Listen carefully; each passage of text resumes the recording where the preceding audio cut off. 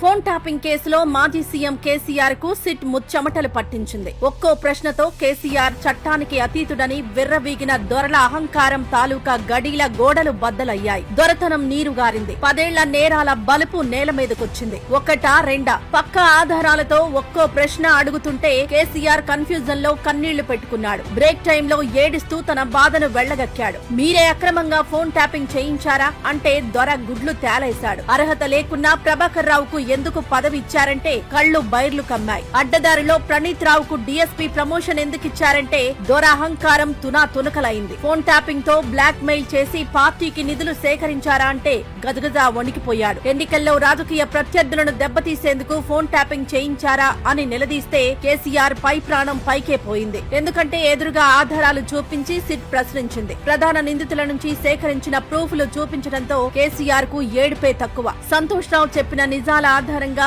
SIT ఒకదాని తర్వాత ఒకటి అడగడంతో దొర సిట్ రైట్ గా కూర్చోలేకపోయాడు. సుప్రీం అంటే మీరేనా, పెద్దాయన అంటే మీరే కదా అని తూటాల్లాంటి సిట్ ప్రశ్నలకు ఆయన గుండె ఆగిపోయినంత పనైంది. ఫోన్ ట్యాపింగ్ అనేది దొంగతనం, తీవ్రమైన నేరం. దొంగ పని చేసి దొరికిన దొంగ కేసీఆర్. అందుకే చట్టం ముందు నిలబెట్టారు పోలీసులు. 4.5 గంటల పాటు 4 చెరువుల నీళ్లు తాగించారు. మాజీ ప్రధాని పివి నరసింహారావుకే కేసులు, విచారణలు తప్పలేదు. కేసీఆర్ ఎంత అధికారమిస్తే తీవ్రమైన నేరాలు చేసి బుకాయిస్తామంటే చట్టం ఒప్పుకోదు. నిలదీస్తుంది, నెగ్గదీస్తుంది. అవసరమైతే వంగోపెట్టి జైల్లో వేస్తుంది. చట్టం అందరికీ సమానమే. ఉద్యమ నేత కేసీఆర్ నే సిట్ ప్రశ్నిస్తుందా అని గులాబీగాళ్లు విర్రవీగుతున్నారు. గద్దర్ను ఎండలో నిలబెట్టినప్పుడు ఏమైంది ఉద్యమ స్ఫూర్తి? అర్ధరాత్రి కోదండరాం ఇంటి తలుపులు బద్దలు కొట్టినప్పుడు ఈ నీతి పలుకులు ఎటు వెళ్లాయి? చట్టం ముందు ఎవరైనా తల వంచాల్సిందే. తాము ఏం చేసినా తప్పించుకుంటామంటే కుదరదు. కేసులు, విచారణలు, కోర్టులు, జైళ్లు సామాన్యులకే కాదు, నేరం చేసిందెవరైనా సరే